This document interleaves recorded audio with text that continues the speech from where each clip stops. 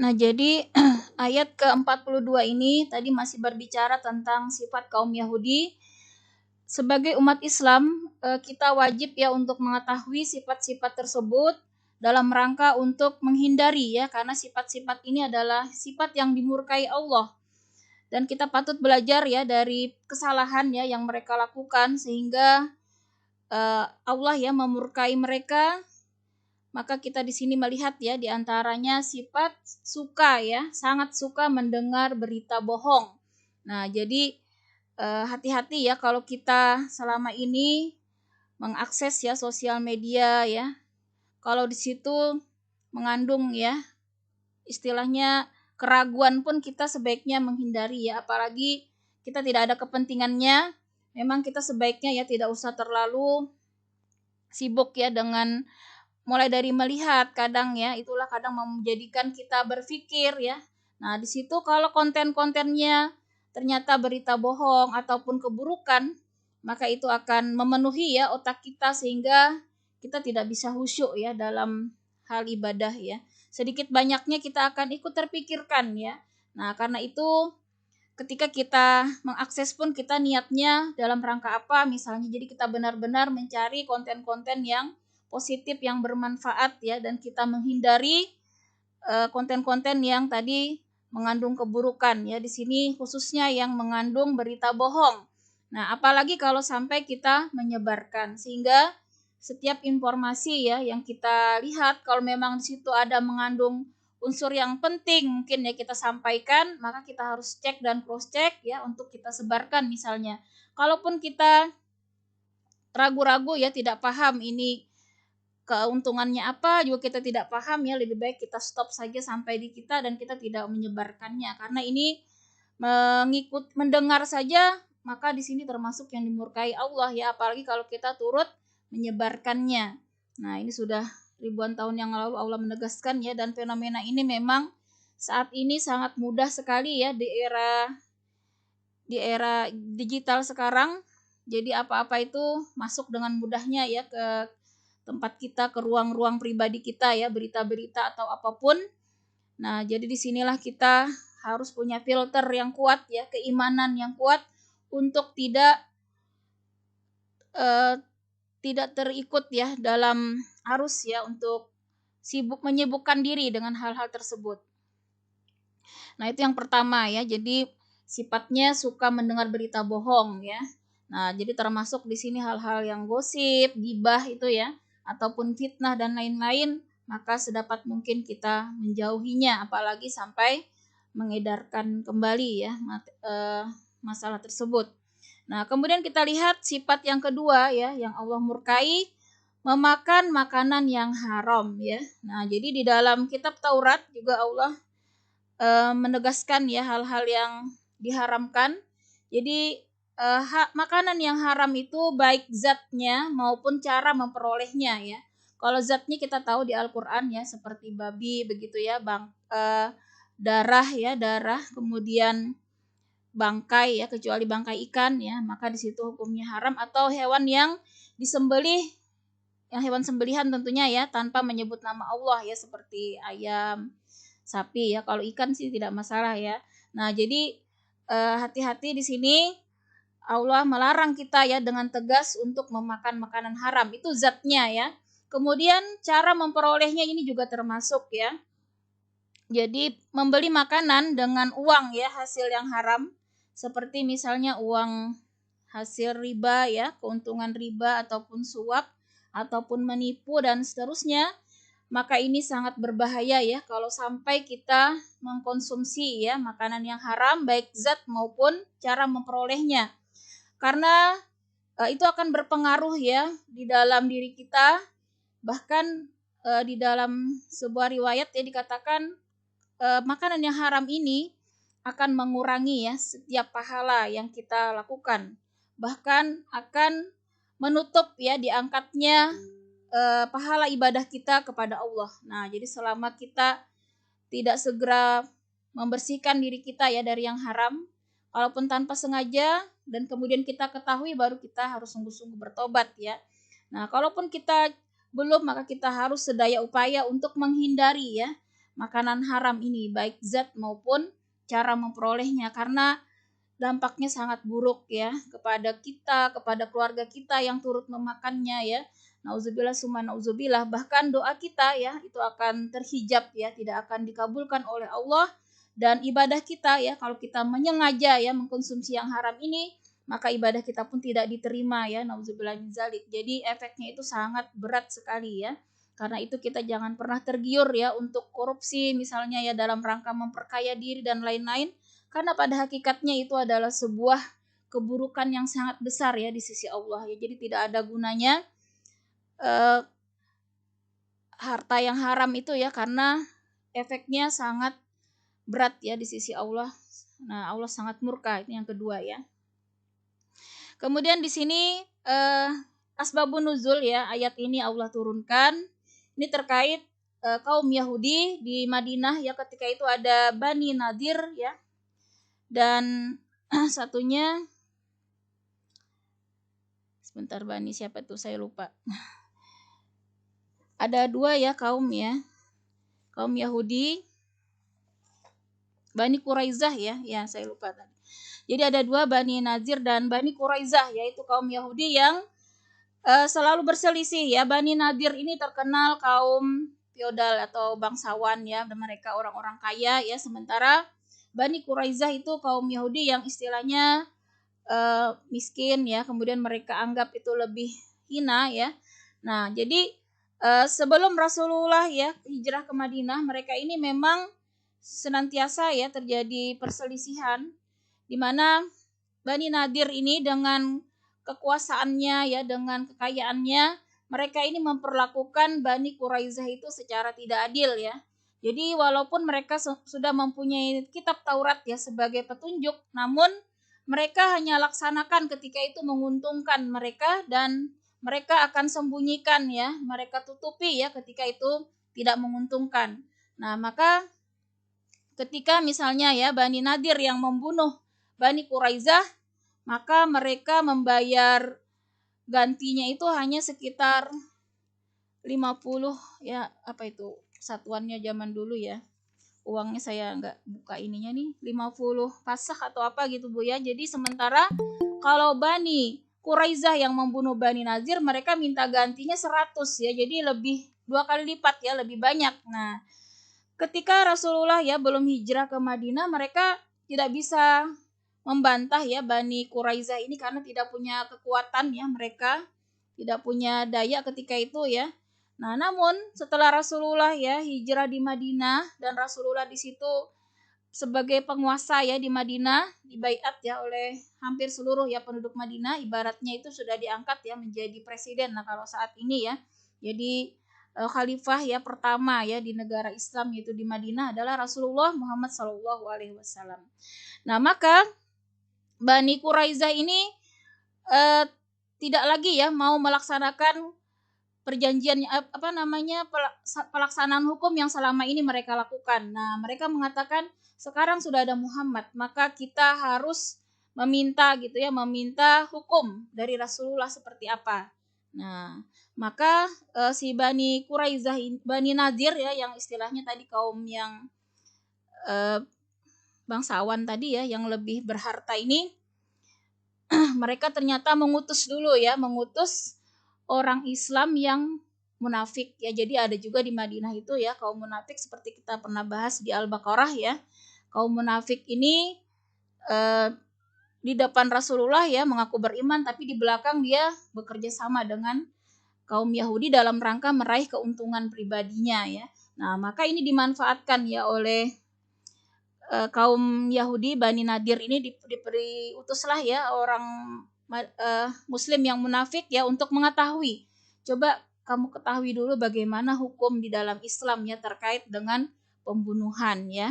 Nah, maka mereka mengatakan, nah di sini ya, nah jika mereka orang Yahudi datang kepada, di sini nanti Allah menegaskan ya.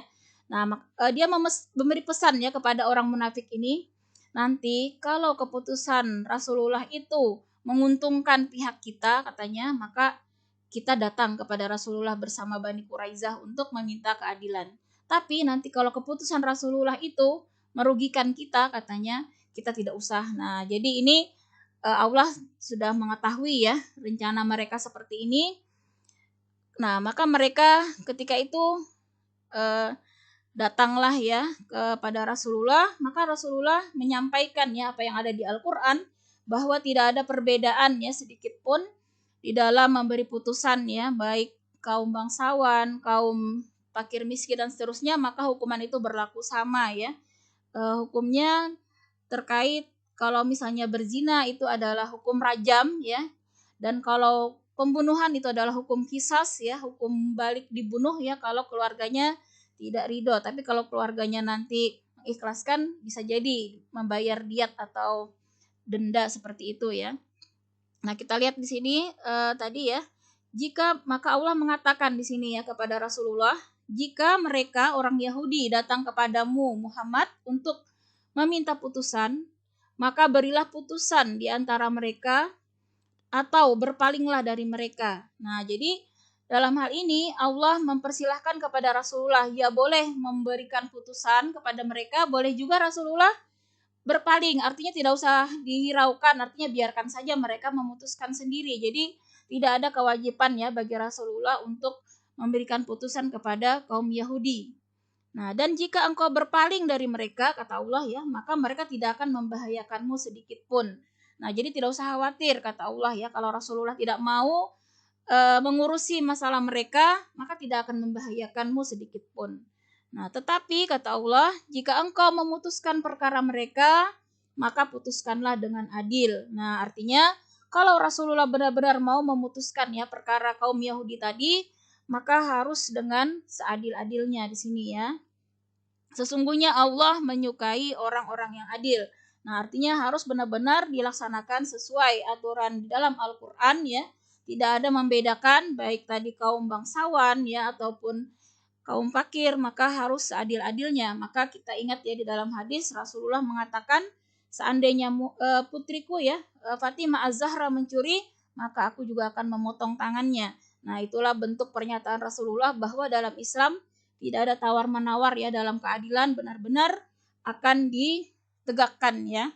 Dan kita sudah melihat ya contoh nyata ya, Masya Allah ketika Islam itu diterapkan ya, keadilan Allah diterapkan di muka bumi ya, syariat Allah, maka luar biasa Islam itu sangat indah ya. Kita pernah suatu ketika pernah terjadi di zaman Khalifah Umar bin Khattab ya, kalau tidak salah itu gubernur Kufah ya, itu mau membangun sebuah masjid, kemudian di samping masjid itu ada orang Yahudi ya yang rumahnya itu mau tidak mau harus istilahnya digusur ya, karena masjid itu diperlukan dalam ukuran yang luas ya. Maka ketika itu gubernur meminta dengan tegas ya Yahudi itu untuk meninggalkan tempat tersebut dengan ganti rugi, tapi ternyata Yahudi itu tidak mau ya, ngotot dia tidak mau ya.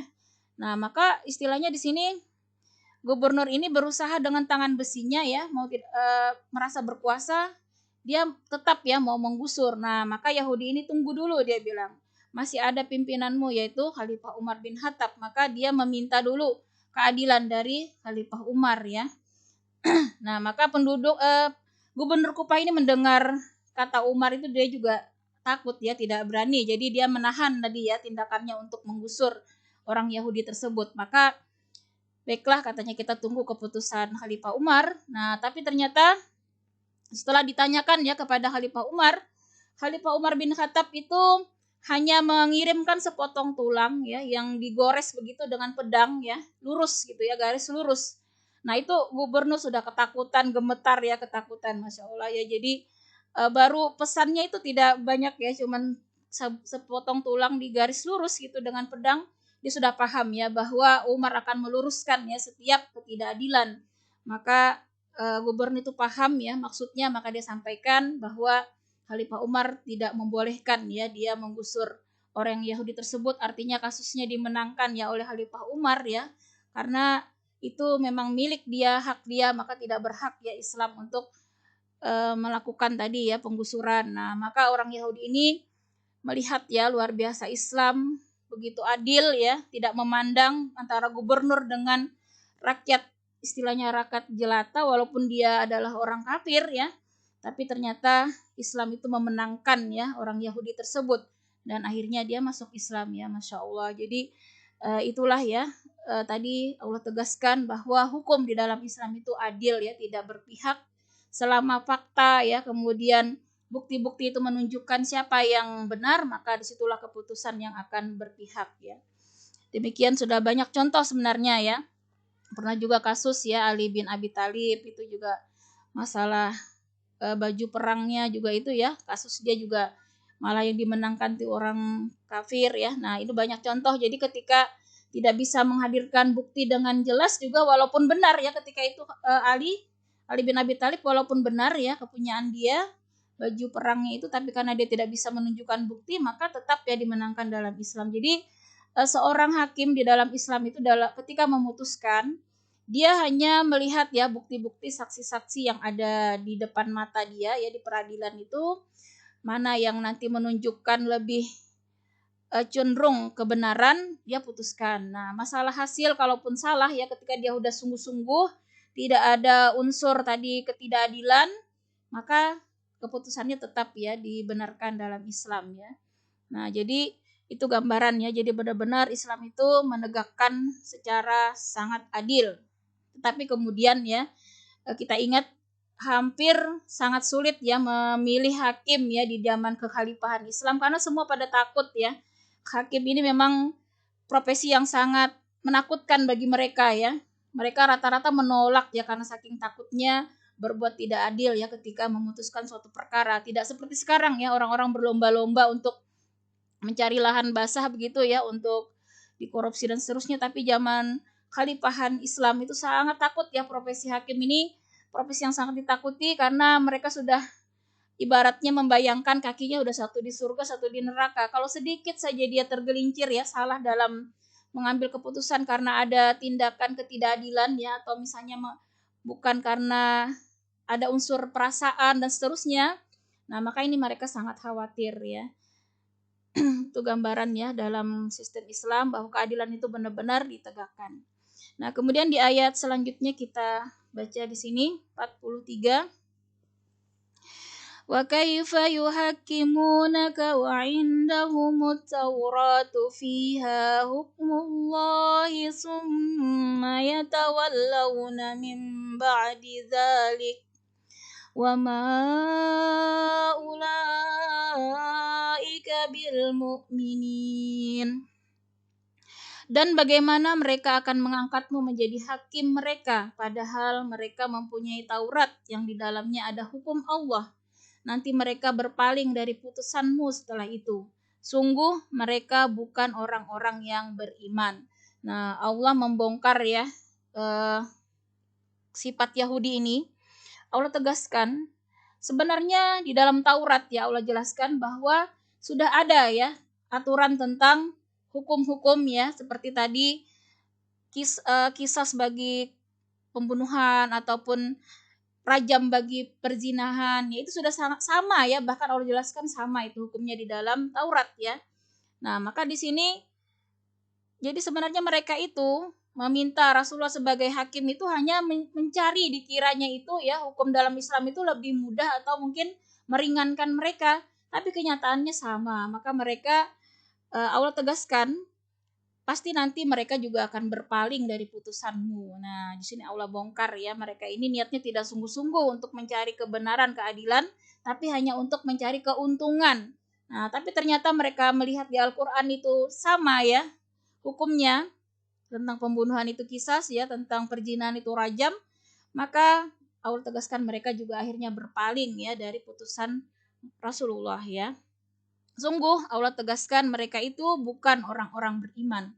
Nah, jadi orang yang di sini kita mengambil hikmahnya ya, ketika kita tidak mau ya ketika kita beriman itu maka konsekuensinya harus ya menerima seluruh syariat Allah. Jadi kalau ketika kita mendustakan ya syariat Allah apapun itu baik di Al-Qur'an maupun di hadis Rasulullah, maka kita digolongkan sebagai orang-orang yang tidak beriman. Nah, jadi hati-hati sekali ketika kita menolak ya syariat Islam di situ, maka kita termasuk kategori orang yang tidak beriman.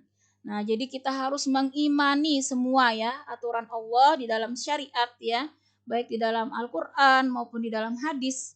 Apapun itu, maka kita harus meyakini kebenarannya ya.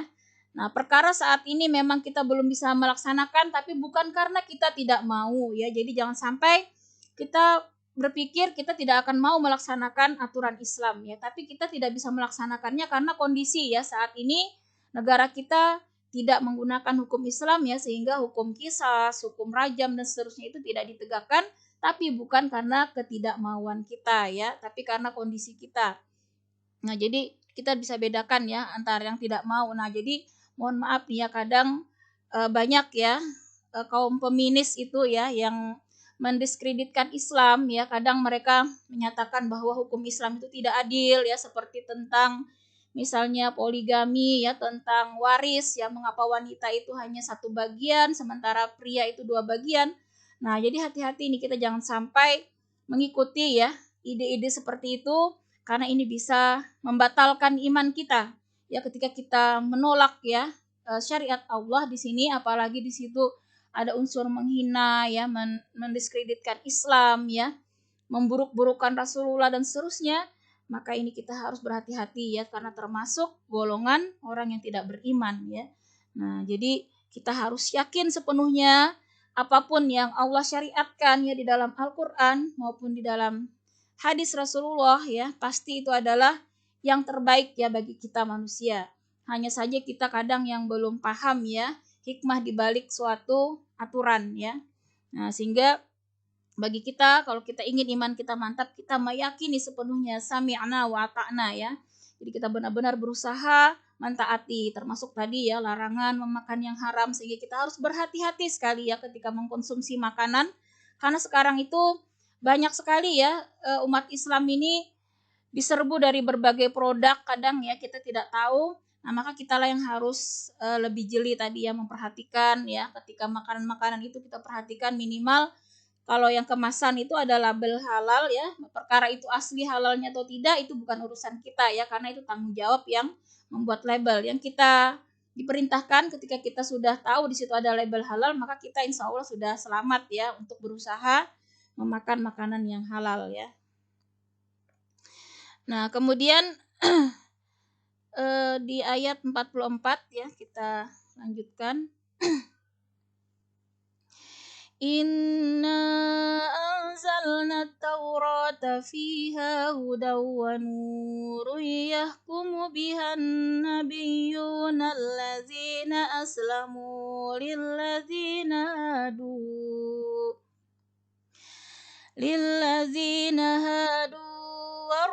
والربانيون والأحبار بما استحفظوا من كتاب الله وكانوا عليه شهداء فلا تخشوا الناس واخشوني ولا تشتروا بآياتي ثمنا قليلا ومن لم يحكم بما أنزل الله فأولئك هم الكافرون.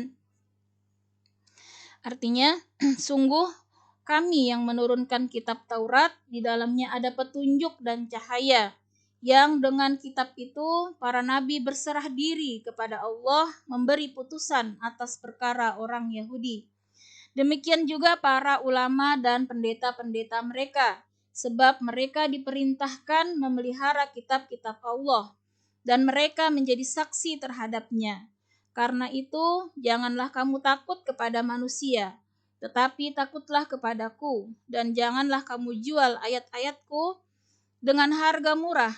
Barang siapa tidak memutuskan dengan apa yang diturunkan Allah, maka mereka itulah orang-orang kafir.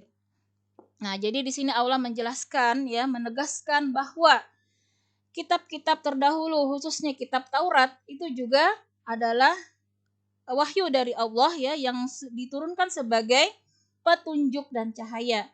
Nah, jadi itu adalah sebagai pedoman ya bagi kaum Yahudi pada saat itu ya.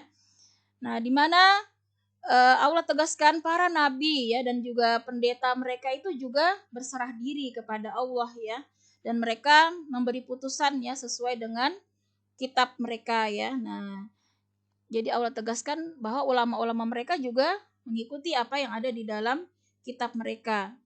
Dan di sini Allah tegaskan bahwa para ulama ya, ulama dan pendeta Yahudi tadi diperintahkan Allah untuk memelihara kitab-kitab Allah. Nah, ini bedanya ya. Kalau Al-Qur'an, Allah sendiri yang mengatakan sebagai penjaga Al-Qur'an ya. Nah, makanya sampai saat ini ya tidak ada yang bisa ya untuk merubah Al-Qur'an ya ataupun mengotak-atik Al-Qur'an, karena Allah jamin ya, Allah yang menjaganya. Berbeda dengan kitab sebelumnya ya, Taurat, Injil, Zabur ya. Maka di sini Allah tegaskan ulama-ulama dan pendeta mereka itu diperintahkan ya memelihara kitab Allah. Nah, jadi beda ini. Kalau kitab sebelumnya Allah tidak ada pernyataan menjaga ya, tetapi yang Allah perintahkan menjaga adalah ulama-ulama mereka sendiri ya. Tapi kenyataannya justru ya ulama-ulama mereka inilah yang merubah-rubah isi kitab tersebut ya sesuai dengan kepentingan penguasa, kepentingan dirinya sendiri ya. Maka banyaklah ditemui saat ini ya, mungkin kalau Injil saja itu versinya banyak ya, ada versi apa itu Yohanes atau apa gitu ya. Injil itu aja ada beberapa macam versi ya. Nah, itu tergantung yang menulisnya ya ataupun yang mengarangnya, dan di situ sudah terjadi perubahan di sana sini ya, tidak ada yang murni. Nah, beda sekali dengan Al-Qur'an. Nah, jadi pernah ada eh, seorang ateis ya. Dia pengen pengen mencari kebenaran ya, agama mana yang dia, karena dia sudah bosan ya dengan hidupnya yang ateis ini, dia merasa tidak menemukan kebahagiaan, maka dia pengen ya mencari agama yang untuk dia anut ya. Nah, maka seorang ateis ini saya lupa namanya ya. Jadi seorang ateis ini dia mencoba mengambil dulu kitab Taurat ya, kemudian dia rubah-rubah, baru dia cetak, dia jual, ternyata laris ya, laku ya. Nah, dia ragu-ragu padahal dia sudah rubah-rubah itu kitab ya, tapi kok umat Yahudi itu semangat saja membeli gitu ya, laris gitu ya, kitab yang dia jual itu. Maka dia ragu ya, berarti ini kitabnya diselewengkan saja, mereka tidak sadar ya, dan mereka tidak peduli gitu ya. Maka dia coba lagi kitab Injil ya, dia lakukan yang sama ya, dia rubah-rubah, kemudian dia jual juga laris terjual ya. Nah, dia juga ragu, kenapa ini umatnya ini Nasrani ini tidak sadar, dan juga mereka tidak peduli kalau di situ ada yang berubah ya, tidak ada yang sadar atau bagaimana begitu dia, sehingga juga dia ragu. Jangan-jangan yang selama ini dia temukan juga seperti itu, banyak perubahan di sana sini, tidak benar lagi dari pencipta, maka akhirnya dia coba lagi satu lagi katanya ya, kita karena kan agama samawi itu cuman itu ya, agama yang berasal dari Allah ya, Yahudi, Nasrani dan Islam, sedangkan yang lain-lain itu kan bukan agama samawi ya. Nah, maka dia coba lagi dengan Islam ya. Dia juga rubah itu Al-Qur'an ya, dia jual ya. Tidak satu pun laku, bahkan dia diprotes habis-habisan ya untuk menarik ya Al-Qur'an tersebut. Nah, ternyata baru dia sadar, ternyata Al-Qur'an ini tidak sembarangan ini ya, kitab benar-benar sampai sedikit saja dia rubah tahu ya. Nah, itulah bentuk penjagaan Allah. Makanya banyak ya yang hafal Al-Qur'an ya, kemudian mereka itulah bentuk penjagaan Allah ya, sehingga mereka itu akan sadar ya, orang-orang yang paham Al-Qur'an itu akan sadar ya, di mana ada sedikit pun perubahan itu tidak akan bisa ya dipublikasikan Al-Qur'an tersebut. Nah, ini juga pernah terjadi di Indonesia ketika itu percetakan di Bogor kalau tidak salah ya, itu juga salah cetak ya, kemudian terlanjur sudah diedarkan, dan benar ya, para orang-orang yang hafal Quran ini, penjaga Al-Quran ini ya, dikatakan mereka lah yang akhirnya menyadarkan untuk menarik semua ya, dan itu akhirnya dicari semua sampai tidak ada lagi ya. Nah, seperti itulah salah satu bukti ya bahwa kebenaran ya, firman Allah, bahwa Allah memang akan terus menjaga Al-Quran. Nah, sebaliknya tadi di sini Allah tegaskan untuk kitab-kitab sebelumnya, maka ulama dan pendeta mereka lah yang diperintahkan untuk memelihara ya kitab Allah. Dan di sini Allah tegaskan mereka juga nanti yang menjadi saksi terhadapnya. Nah, mereka nanti disuruh bersaksi di yaumil kiamah ya, di akhirat ya, akan ya keadaan mereka ya, seperti itu. Jadi Ini bedanya ya. Karena itu kata Allah, janganlah kamu takut kepada manusia. Nah, tetapi takutlah kepadaku. Nah, dan janganlah kamu jual ayat-ayatku dengan harga murah. Barang siapa tidak memutuskan dengan apa yang diturunkan Allah, maka mereka itulah orang-orang kafir. Nah, ini lagi larangan Allah ya. Kita dilarang keras ya untuk takut ya kepada manusia. Nah, jadi jangan sampai kita takut kepada manusia, akhirnya kita mau gitu ya, mempelintirkan ayat misalnya, atau ini termasuk menjual ayat ya, seperti itu. Jadi kita misalnya berdakwah ya demi suatu kepentingan ya, kepentingan tertentu, akhirnya ayat ini kita rubah misalnya pemahamannya di masyarakat dalam rangka memuluskan kepentingan kita.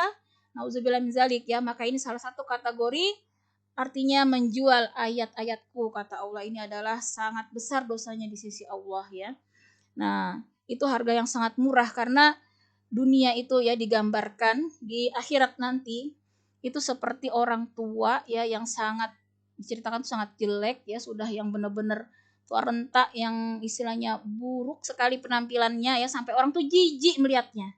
Nah, jadi pernah itu diriwayatkan ya, itulah kata Rasulullah dunia. Jadi dunia itu gambarnya sangat buruk ya di sisi Allah ya. Jadi kalau sampai ya hari ini kita hidup di dunia ya, mau ya menjual ayat-ayat Allah demi dunia, maka itu harga yang sangat murah ya, dan sangat besar dosanya di sisi Allah. Nah, itu larangan yang selanjutnya ya.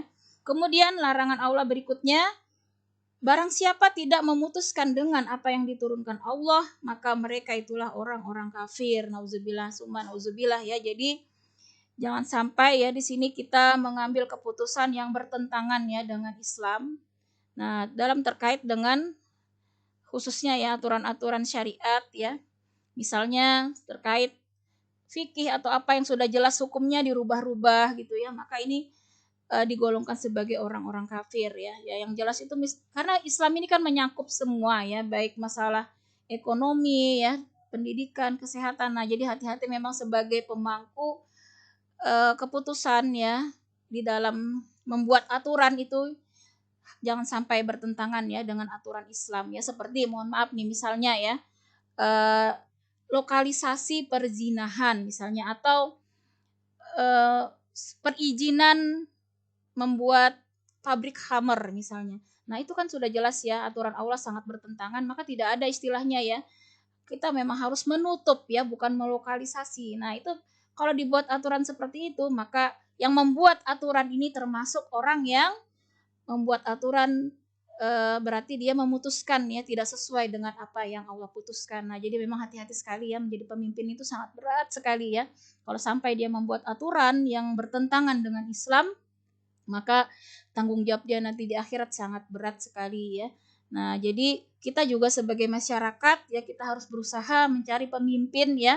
Yang pertama itu kita harus mencari keislamannya yang baik, yang beriman dan bertakwa, supaya dia membuat keputusan yang setidaknya ya tidak bertentangan dengan aturan Islam ya. Kalau sampai keputusan itu dilakukan ya, dilaksanakan, dan akhirnya mungkin ya merajalela lah di situ misalnya perzinahan ya, akibat lokalisasi tersebut ya, akibat aturan khamr yang dibebaskan misalnya ya, maka sedikit banyaknya ya masyarakat yang ada di situ maka akan kena dampak ya, ketika azab Allah itu tidak akan mengenal lagi ya siapa yang beriman dan tidak. Ketika itu dibiarkan ya suatu kemungkaran, maka kita semua ibarat dalam sebuah kapal akan tenggelam semua ya. Nah, disitulah gunanya kita memang memilih ya orang-orang yang istilahnya Islamnya kafaah ya, untuk duduk ya di lembaga-lembaga yang bisa memberikan amar ma'ruf ya di pemerintahan misalnya, sehingga semoga ya mereka senantiasa diberikan petunjuk untuk membuat aturan itu yang tidak bertentangan ya dengan aturan Allah. Karena azab itu juga akan kembali kepada kita semua ya ketika kita membiarkan suatu kemungkaran ya. Nauzubillah summa nauzubillah ya. Nah, kemudian ayat terakhir ya, surat ayat ke-45. Wa katabna 'alaihim fiha annan nafsa bin nafsi wal 'aina bil 'aini wal anfa bil anfi wal uzuna bil uzun wal uzuna bil uzuni wassinna bis sinni wal juruha qisas faman tasaddaqa bihi fahuwa kaffaratul wa man lam yahkum bima anzalallahu faulaika humuz zalimun. Allah berfirman yang artinya, kami telah menetapkan bagi mereka di dalamnya Taurat bahwa nyawa dibalas dengan nyawa, mata dibalas dengan mata, ya, hidung dengan hidung, telinga dengan telinga, gigi dengan gigi, luka pun ada kisasnya, balasan yang sama. Barang siapa melepaskan hak kisasnya, maka itu menjadi penebus bagi dosanya, dosa baginya, ya. Barang siapa tidak memutuskan perkara menurut apa yang diturunkan Allah, maka mereka itulah orang-orang zalim. Nah, jadi aturan di dalam Taurat ini sebenarnya lebih berat, ya, dibandingkan di dalam Al-Qur'an, ya, karena kalau nyawa dibalas nyawa ini mereka tidak dilaksanakan, ya, tapi kalau tadi misalnya yang keluarga terbunuh itu mengikhlaskan, tidak usah dikisas misalnya, ya, diganti bayar denda saja atau diat, maka di sini Allah katakan penebus dosa baginya. Nah, jadi kalau mengikhlaskan misalnya pembunuh, ya, ternyata itu menebus dosa, ya, baik yang dibunuh maupun dosa-dosa keluarganya. Jadi Masya Allah, memaafkan itu sangat besar sekali pahalanya di sisi Allah, ya. Walaupun itu berat, ya, tapi ternyata ketika kita memaafkan, ya, setiap kesalahan orang lain, ya, yang menimpa kita, maka bagi kita adalah penebus segala dosa-dosa kita, ya, Masya Allah. Jadi kita bersih dari dosa, ya. Nah, jadi di sini Allah mengedepankan memaafkan sebenarnya dibanding kisos sendiri, ya. Namun kita perlu tahu di sini bahwa di dalam Taurat, ya, ternyata kisas itu berlaku pada semua hal, ya. Misalnya mata, ya, tertusuk oleh seseorang, maka dia balas ditusuk. Hidung misalnya, ya, ada robek atau apa karena seseorang, balas di bagian yang sama. Bahkan dijelaskan, ya, ukurannya pun harus sama, ya. Ketika misalnya robeknya 5 cm gitu, ya, kisasnya sama 5 cm itu, nauzubillah, ya. Jadi berat sekali aturan di dalam kitab Taurat itu, ya. Termasuk juga di dalam Taurat itu, ya, misalnya pensucian, kalau mereka baju itu misalnya, ya, kena najis, itu bajunya harus dipotong, ya, tidak seperti kita boleh dicuci gitu, ya.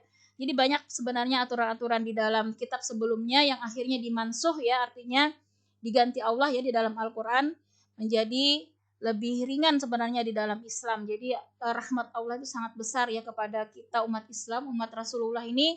Kita sangat bersyukur, ya, banyak sekali rukhsah, ya, kemudahan yang Allah berikan, ya, di dalam kita melaksanakan Islam.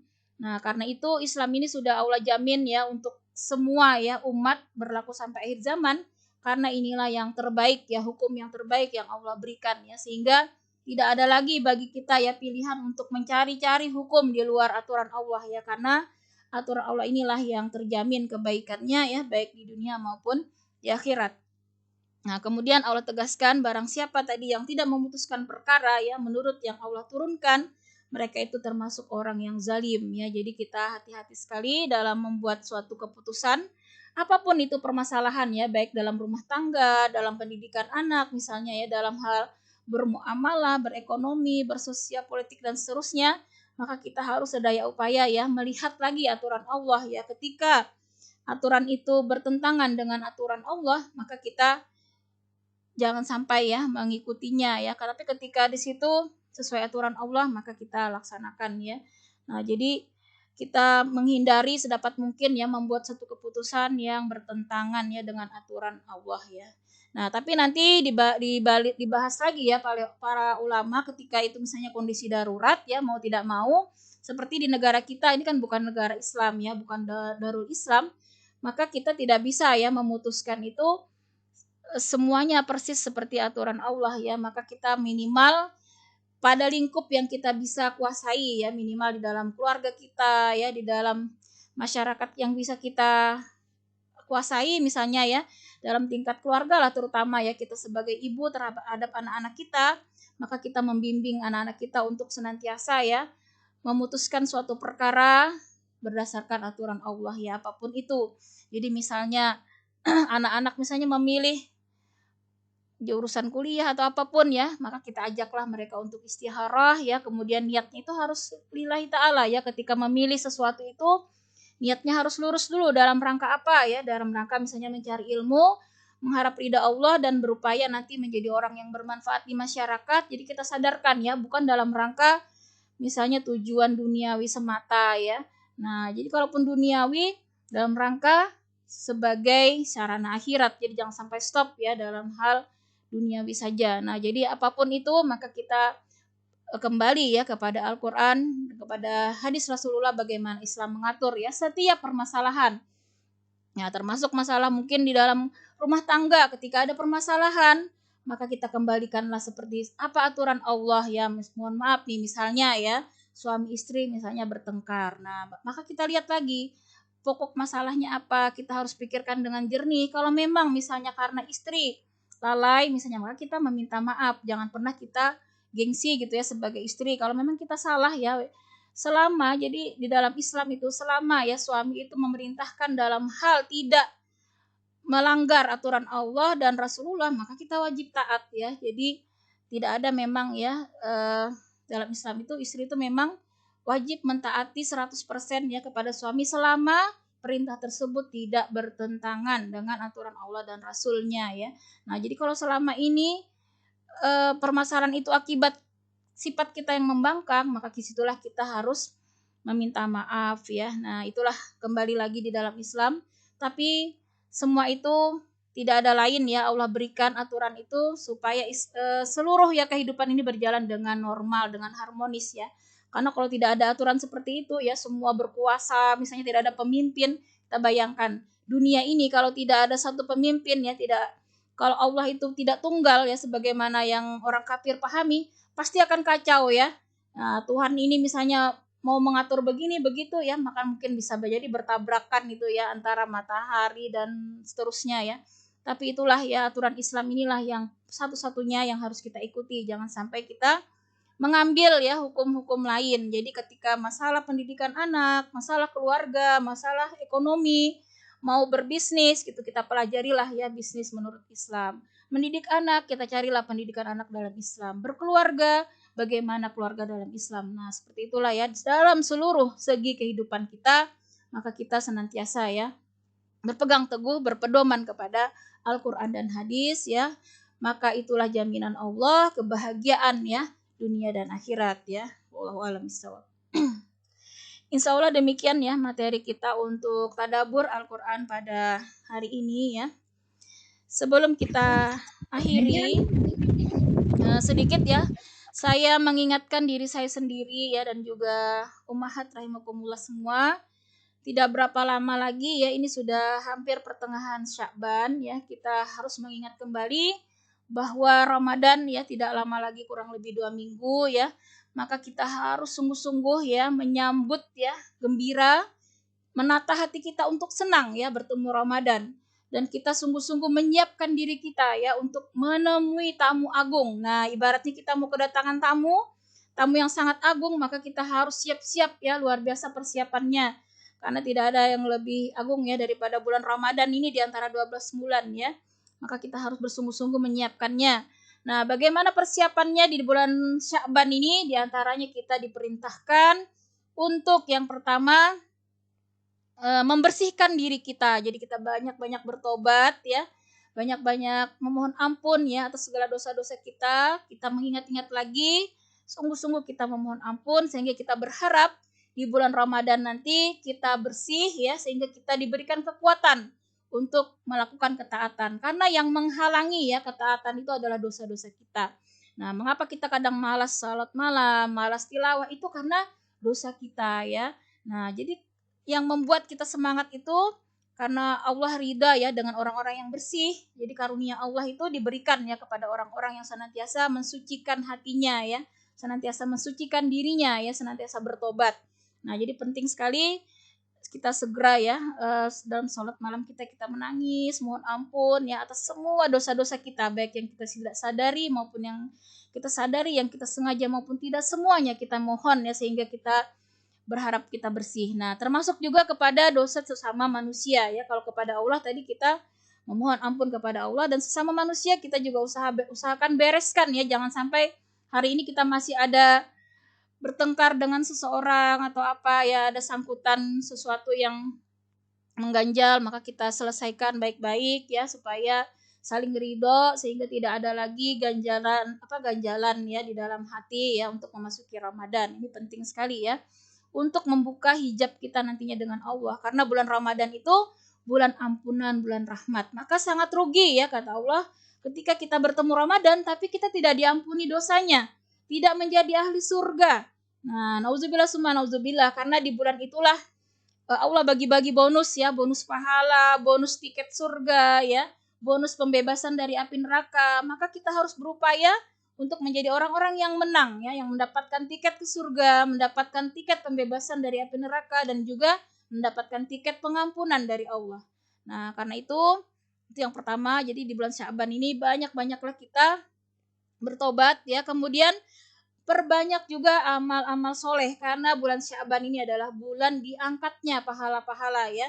Makanya Rasulullah di bulan Sya'ban itu, di dalam hadis ya, Aisyah meriwayatkan bahwa Rasulullah itu tidak ada berpuasa yang lebih banyak selain di bulan Sya'ban ya, kecuali Ramadan ya. Kalau Ramadan itu full ya.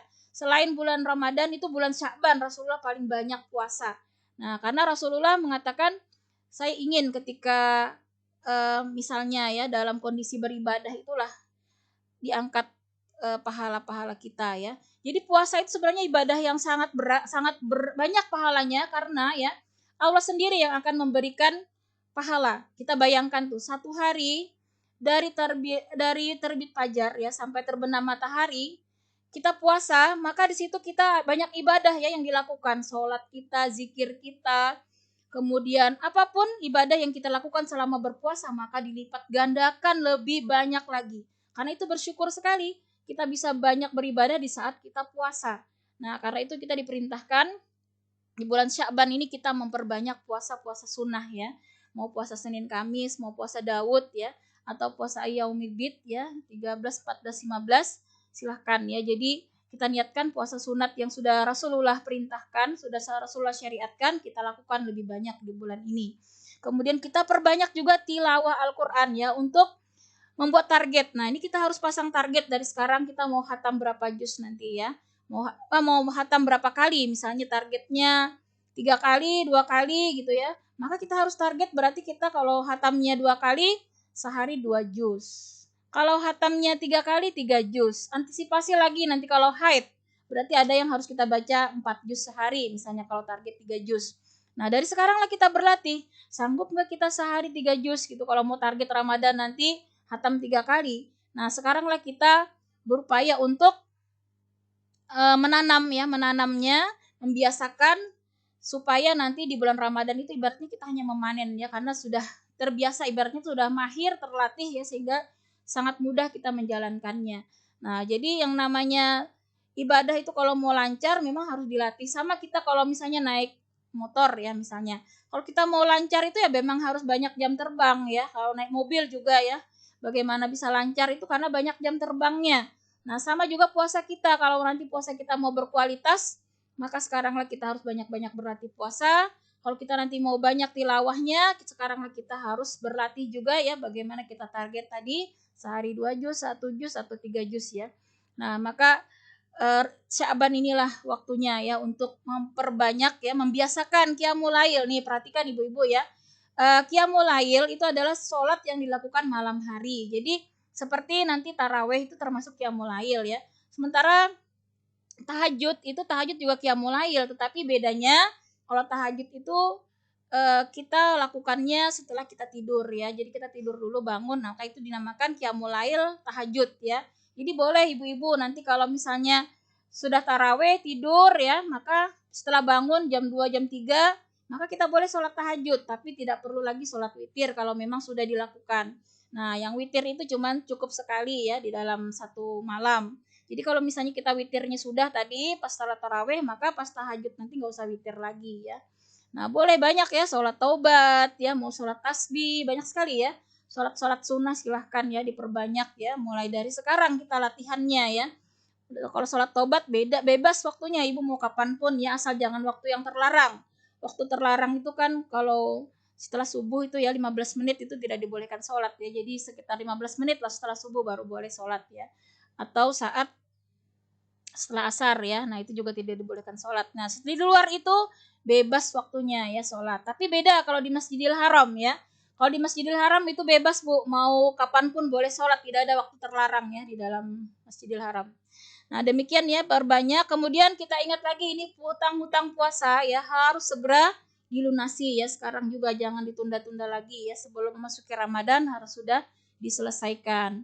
Dan yang terpenting juga supaya puasa kita nanti berkualitas, kita harus melatih ya hati kita untuk puasa juga hati, mata, telinga kita ya untuk tidak melihat hal-hal yang haram ya, tidak mendengar hal-hal yang diharamkan. Jadi bukan hanya puasa mulut ya, tapi kita juga semua ya kita puasakan ya. Dan itu bukan hanya saat kita puasa, saat berbuka pun kita juga berupaya ya seluruhnya dalam waktu kita untuk menghindari segala macam kemaksiatan. Insya Allah maka mudah-mudahan kita nanti termasuk puasanya orang khusus ya yang kita pernah bahas, bukan puasa orang awam ya. Jadi kalau puasa khusus itu kita juga mempuasakan ya lidah kita, mata kita, telinga kita dari hal-hal yang diharamkan ya, seluruh panca indera kita, dan kita banyak-banyak di situ mengingat Allah, banyak-banyak melakukan kebaikan ya dalam rangka kita berusaha meraih kemenangan Ramadan insya Allah ya. Mudah-mudahan Allahumma barik lana fi Rajab wa Sya'ban wa balikna Ramadan ya. Ya Allah, mudah-mudahan Allah memberikan keberkahan ya kepada Rajab dan Sya'ban kita, dan semoga kita semua dipertemukan dengan Ramadan, dan semoga Allah yang menerima amal-amal kita, serta semoga Allah mudahkan kita ya, diberikan kesehatan, kekuatan iman untuk bisa beramal soleh secara maksimal di bulan Ramadan. Amin Allahumma amin. Demikian ibu-ibu, kurang lebihnya mohon maaf. Baiklah, sama-sama kita akhiri dengan kita berdoa dulu. Al-Fatihah. A'udzu billahi minasyaitonir rajim. Bismillahirrahmanirrahim. Alhamdulillahi rabbil alamin. Ar-Rahmanir Rahim. Maliki yaumiddin. Iyyaka na'budu wa iyyaka nasta'in. Ihdinas siratal mustaqim. Siratal ladzina an'amta 'alaihim ghairil maghdubi 'alaihim waladdallin. Amin. Allahumma salli ala Muhammad wa ala ali Sayyidina Muhammad. Allahumma gfirli wali walidayya walil mu'minina wal mu'minat. Allahumma aghnini wa zaini bil ilmi wa akrimni bitaqwa wa jamilni bil afiyah. Allahumma rabbana hablana min azwajina wa dzurriyyatina qurrata a'yuni waj'alna lil muttaqina imama. Allahumma inna nas'aluka salamatan fid din wa afiyatan fil jasad wa ziyadatan fil ilmi wa barakatan fil rizqi wa taubatan qablal maut wa rahmatan indal maut wa maghfiratan ba'dal maut. Allahumma hawin alaina fi syakaratil maut wa najata minan nar wal afwa indal hisab wa la tuzigh qulubana ba'da id hadaitana wa hab lana min ladunka rahmah. Allahumma ridhaka wal jannah wa na'udzu bika min sakhatika wan nar. Ya Allah biha ya Allah bihusnul khatimah. Ya Allah biha ya Allah bihusnul khatimah. Ya Allah ya Allah biha ya Allah bihusnul khatimah. Rabbana atina fid dunya hasanah wa fil akhirati hasanah wa qina adzabannar. Subhana rabbika rabbil izzati amma yasifun wa salamun alal mursalin walhamdulillahi rabbil alamin. Segala kebenaran datangnya dari Allah, segala salah hilap saya mohon ampun kepada Allah, dan juga minta ridha kepada ibu-ibu semua. Mohon maaf lahir batin, ilaliko, semoga selalu sehat serta dalam lindungan dan keselamatan ya, keberkahan dari Allah Subhanahu wa taala. Insya Allah kita bertemu ya pekan depan. Baiklah, sama-sama kita tutup ya dengan istighfar 3 kali, doa kafaratul majelis dan hamdalah. Astaghfirullahalazim, astaghfirullahalazim, astaghfirullahalazim. Subhanakallahumma wa bihamdika asyhadu an la ilaha illa anta astaghfiruka wa atubu ilaik. Walhamdulillahi rabbil alamin. Amin. Assalamualaikum warahmatullahi wabarakatuh. Waalaikumsalam. Mbak Ika, Makasih ya, gimana nih posisi Mbak Ika? Kok kayak pakai masker Mbak Ika di mana?